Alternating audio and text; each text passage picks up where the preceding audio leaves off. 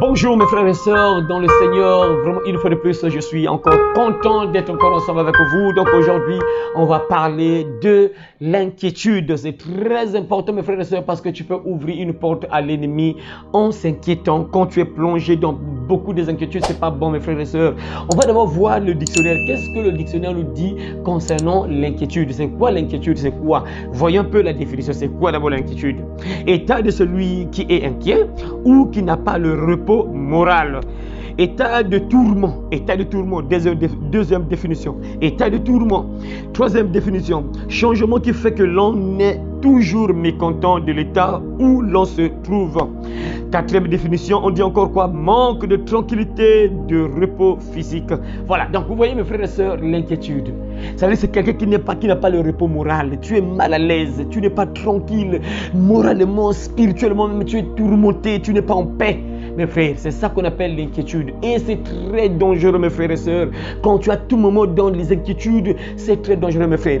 Une sœur va me raconter ce qu'elle a vécu, mes frères. Vraiment, ça m'a vraiment touché et ça m'a vraiment poussé à vous faire cette petite exhortation. Peut-être que tu es à tout moment inquiet, à tout moment inquiet. Tu es un enfant de Dieu, tu crois en Jésus, tu crois en Dieu, mais tu es à tout moment dans les inquiétudes. C'est très dangereux, mes frères, c'est pas bon. Vous allez voir même dans la parole de Dieu ce que Dieu nous dit concernant les inquiétudes. Et cette sœur-là, un jour, donc dans sa parcelle, dans sa maison là où il se trouve, elle est beaucoup persécutée par les gens de la parcelle, les gens qui sont dans la parcelle, même ses enfants, c'est compliqué. Elle traverse des moments compliqués. Parfois la sœur, elle est là, elle est primée, les enfants sont là. Donc elle est vraiment tellement mal à l'aise, persécutée, les enfants qui se chamaillent à tout moment. Donc parfois les enfants se battent, même tout ça, les enfants filles, hein, mes frères. Du coup, ce qui a poussé la sœur vraiment, elle est entrée vraiment dans beaucoup des inquiétudes, mes frères et sœurs. Elle est entrée vraiment dans un état pas bien, mes frères. Comme on dit ici, le dictionnaire vient dire quoi? État d'une personne qui n'a pas le repos moral, la personne qui est tourmentée, du coup tu n'as plus la paix, mes frères. Et elle était comme ça, mes frères. Et après un temps, en dormant, regardez ce qui va se passer. Pour ceux qui suivent régulièrement les messages que je mets sur ma chaîne L'Évangile de la fin, vous avez sûrement suivi le témoignage de cette sœur qui a été délivrée de l'esprit de sirène des eaux. Si vous n'avez pas encore suivi ce témoignage, je vous conseille, mes frères, de suivre son témoignage. C'est très important, ça va vous édifier sûrement sur beaucoup de choses. Ça y se trouve, le témoignage se trouve sur ma chaîne L'Évangile de la fin. Il vous suffit juste d'entrer dans la chaîne et vous allez taper témoignage délivré de la sirène des eaux. Vous allez voir son témoignage et vous allez suivre ça, mes frères. Et cette soeur-là, le jour qu'elle va dormir, dans son sommeil, elle était dans la maison et elle voit une de ses enfants venir l'appeler pour lui dire que maman, il y a quelqu'un qui te cherche dehors là. Il y a quelqu'un qui t'appelle dehors. La maman dit j'ai pas besoin, c'est qui m'appelle? Moi, j'ai pas besoin de venir dehors là, j'ai pas besoin. L'enfant il sort, revient encore, il insiste, l'enfant insiste, maman, il y a quelqu'un vraiment qui veut te voir dehors là, il y a quelqu'un qui t'appelle, qui t'attend dehors. La maman insiste encore, mais j'ai pas besoin de lui qui répare pour lui, j'ai pas besoin de le voir, tout ça. L'enfant insiste encore et maman sort. Lorsque maman sort, elle vient. Elle voit un homme blanc qui était dehors là. Et cet homme-là, la femme dit, la sœur donc va dire à cet homme, qu'est-ce que tu cherches? Tu cherches quoi? Que je suis venu te chercher, je suis venu te chercher pour que tu reviennes chez nous, là où tu étais. La sœur dit, revenez chez nous là où tu étais. Le monsieur lui dit que là où tu étais. Et le monsieur va sortir, il va dire ouvertement que là où tu étais dans le monde des eaux. Mes frères, vous voyez, parce que la sœur était entrée dans plusieurs inquiétudes. Elle inquiète tellement, le moral était bas, frère. Vous voyez, ça ouvre des portes à l'ennemi, frère. Voilà pourquoi, frère, sœur, toi qui as tout le monde inquiet, c'est pas bon, frère. C'est pas bon. Parce que quand quelqu'un entre quand tu es maintenant inquiet, mes frères, ça veut dire quoi? Quand tu es inquiet, ça veut dire que tu te dis que non, il n'y a plus de solution. Ça veut dire que c'est comme s'il n'y a personne qui peut venir te secourir. Tu te dis qu'il n'y a personne. Alors que tu es un enfant de Dieu, alors que ton Dieu est avec toi, alors que ton Père est avec toi. Mais quand tu es inquiet, c'est souvent ce qui se passe, mes frères.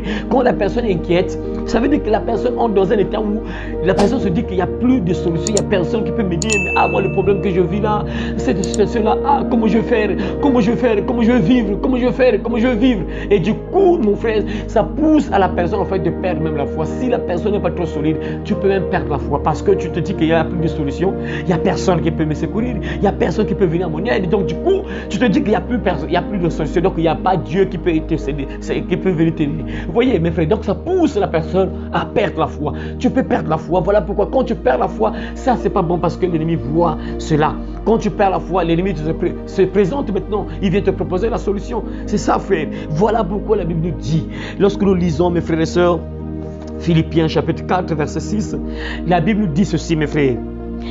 Ne vous inquiétez de rien, mais en toute chose, faites connaître vos besoins à Dieu par des prières et des supplications avec des actions de grâce.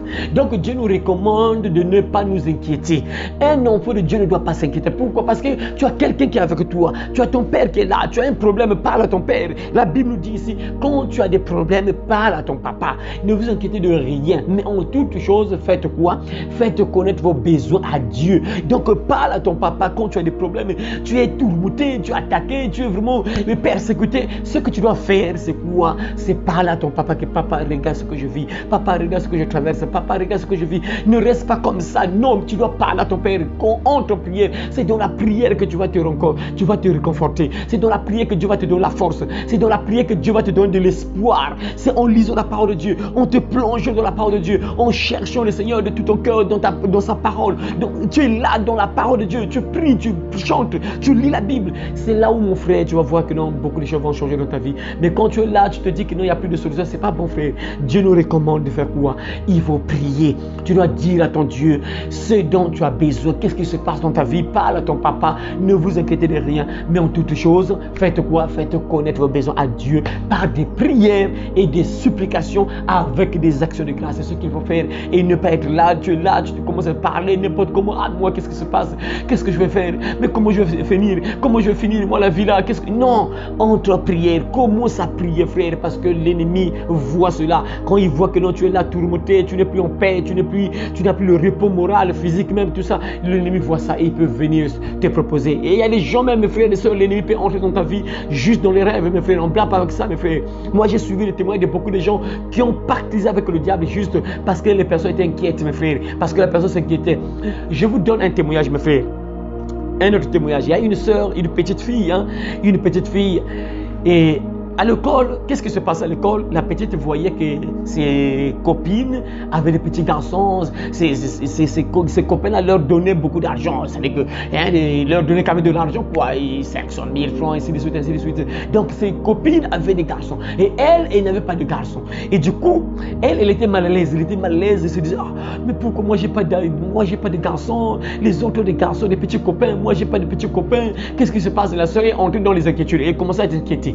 Et après un jour, mes frères, c'est malheureux vraiment. Un jour, dans sa parcelle, il faisait nuit, elle voit une étoile filante passer. Lorsqu'elle voit l'étoile filante passer, elle va faire un vœu. Elle va faire un vœu que non, moi aussi je veux avoir des petits copains comme les autres. Et mes frères, à partir de ce jour-là, elle commence à voir des boas dans sa maison. Et après, les garçons commencent à la suivre, n'importe comment, les garçons commencent à la suivre. Vous voyez?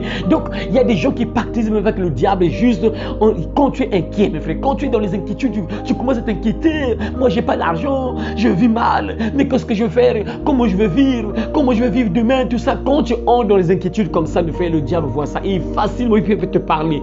Il peut te chuchoter à l'oreille et tu commences même à faire des choses pas bien dans la vie. Mes frères, vous allez voir que beaucoup de gens même font des pactes avec le diable. Nombre, bien sûr, font des pactes avec le diable parce qu'ils ont besoin d'argent, ils ont besoin d'être célèbres, ils ont besoin qu'on puisse les connaître, tout ça. Mais il y a d'autres qui font des pactes, mes frères, parce qu'ils se disent que non, j'ai personne, papa est mort, maman est morte, tout ça, j'ai personne qui peut venir, qui va m'aider. Non, la seule solution, c'est embrasser le diable. La seule solution, c'est signer un pacte avec Satan. Vous voyez, parce que la personne est inquiète. Quand tu es là, tu te dis qu'il n'y a personne qui va m'aider, il n'y a personne qui va me secourir. Et ça pousse souvent les gens à embrasser Satan, à faire des pactes avec le diable, Satan.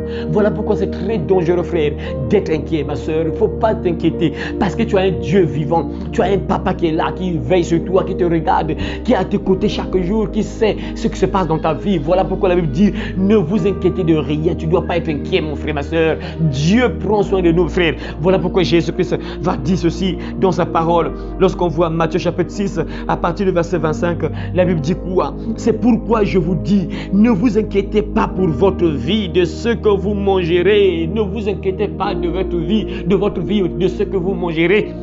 La Bible dit, ni pour votre corps, de quoi vous serez vêtus. Tu ne dois pas t'inquiéter, frère. Il ne faut pas t'inquiéter parce que ton Dieu est là, il veille sur toi, il voit ce qui se passe dans ta vie. La vie n'est-elle pas plus que la nourriture et le corps plus que le vêtement? Jésus dit cela, mes frères. Regardez les oiseaux du ciel, ils ne sèment ni ne moissonnent, et ils n'amassent rien dans les greniers, et votre Père céleste les nourrit. Ne valez-vous pas beaucoup plus qu'eux, mes frères? Voyez, mes frères, qui de vous, par ses inquiétudes, peut ajouter une coudée à la durée de sa vie? Et pourquoi vous inquiétez au sujet du vêtement? Considérez comment croissent les lys des champs. Ils ne travaillent ni ne filent. Cependant, je vous le dis, je vous dis que Salomon même, dans toute sa gloire, n'a pas été vêtu comme l'un d'eux. Si Dieu revêt ainsi l'herbe des champs qui existe aujourd'hui et qui demain sera jetée au four, ne vous vêtira-t-il pas à plus forte raison, gens de peu de foi? Donc Dieu dit, quand quelqu'un entre dans les inquiétudes, tu n'as plus de foi. Mes frères, c'est très dangereux parce que quand quelqu'un entre dans les inquiétudes, tu risques de perdre la foi. Et quand tu perds la foi, tu n'es plus agréable à Dieu parce que tu te dis que non, il n'y a personne, Dieu n'est pas là, Dieu est incapable de te secourir, Dieu est incapable de prendre soin de toi. C'est pas bon, frère. Et voilà pourquoi, avant de terminer, Jésus dit encore, ne vous inquiétez, verset 31, ne vous inquiétez donc point et ne dites pas, que mangerons-nous, que boirons-nous, de quoi serons-nous vêtus? Car toutes ces choses, ce sont les païens qui les cherchent. Votre Père Céleste sait que vous en avez besoin. Toutes ces choses-là, ce sont les païens qui les cherchent, frère. Frère, un enfant de Dieu ne doit pas être inquiet. Un enfant de Dieu a la foi. Je sais que malgré ce que je traverse, malgré ce que je vis, je sais que Dieu est là. Malgré ce que je traverse, malgré ce que je vois là, malgré tout ce que je vis là, je sais que mon Père est là. Il est à mes côtés. Il va me soutenir. Il ne va jamais m'abandonner. C'est ça, un enfant de Dieu. Un enfant de Dieu a la foi. Un enfant de Dieu sait que je ne suis pas seul. Mon Père est là. Il voit ce que se passe. Il m'a vu lorsque je me suis réveillé. Il a vu comment j'ai passé la journée. Il sait ce qui se passe dans ma vie. Il sait ce qui me manque. Il sait tout ce que je vis. Il sait. Voilà pourquoi tu ne dois pas t'inquiéter, frère. Parce que quand tu entres dans les inquiétudes, tu perds la foi et du coup, tu n'es plus agréable devant le Seigneur. Parce que la Bible dit, or, sans la foi, il est impossible de lui être agréable. Tu peux pas être agréable devant Dieu quand tu perds la foi. Voilà pourquoi il faut faire attention, frère. Quand tu subis des problèmes compliqués, ce qu'il faut faire, c'est prier. L'apôtre, bien sûr, l'apôtre Paul nous dit dans sa parole, dans le livre de Philippiens chapitre 4 verset 6, que ce qu'il faut faire c'est quoi? C'est parler à Dieu. Ne vous inquiétez de rien, faites connaître à Dieu vos besoins par des prières et des supplications. Donc c'est ce qu'il faut faire, frères et sœurs, afin de ne pas ouvrir une porte à l'ennemi dans ta vie. Alors que Dieu t'aide, mon frère, ma sœur, à comprendre cela et à garder la foi, à ne plus t'inquiéter, frère, parce que tu as un Dieu qui est là, qui veille sur toi, quel que soit ce que tu traverses, frère. Je sais que le Seigneur t'aime, il ne va jamais t'abandonner, il va te soutenir. Alors que Dieu te bénisse, mon frère, ma sœur. Que Dieu te bénisse, mon frère, ma soeur. Toi qui as entendu ce message au nom de Jésus de Nazareth. Et à très bientôt si Jésus-Christ ne revient pas tout de suite. Amen.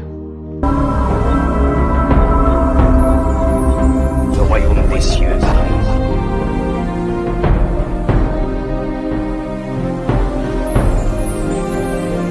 Repentez-vous, car le royaume des cieux est proche.